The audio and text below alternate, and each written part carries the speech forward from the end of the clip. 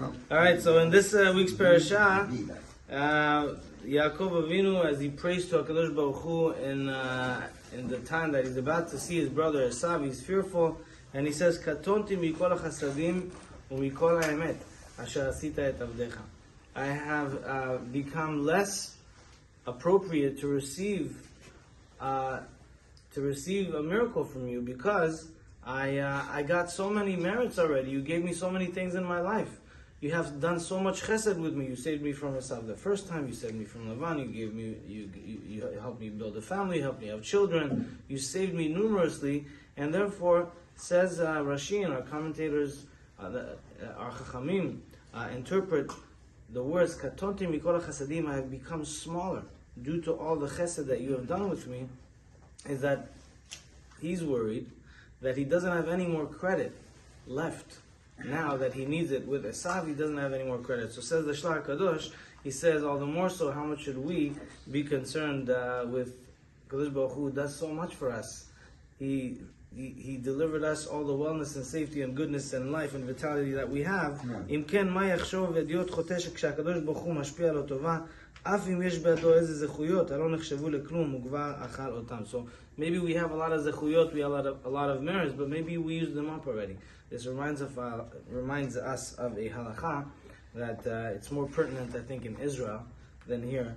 But there's a red light. You want to cross the street, and it's not turning green, and there's cars passing by. But you say, you know what? I could just dodge this one. I could just make it through. Okay. So it's not so simple to put yourself in danger and go through when there's a red light. Of course, when it's like semi-dangerous, because Hashem is protecting you.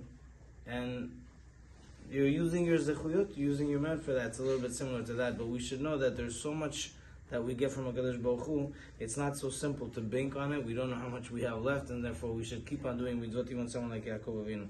Two things from the Abu Raham today. So he brings the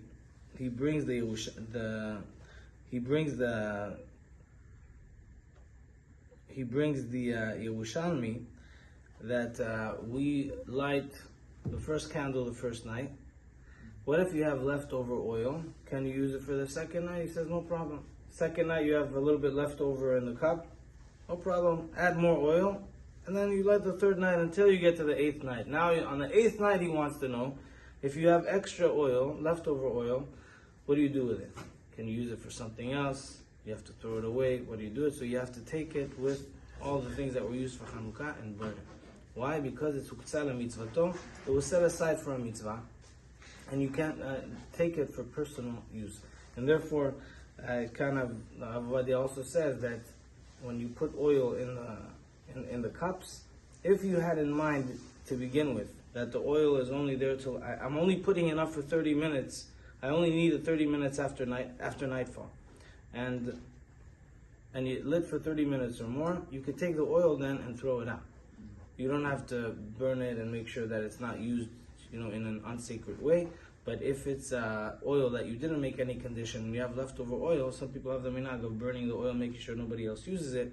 It has kedusha, it has holiness, and that has been attached to it, and therefore we can't use it for other things.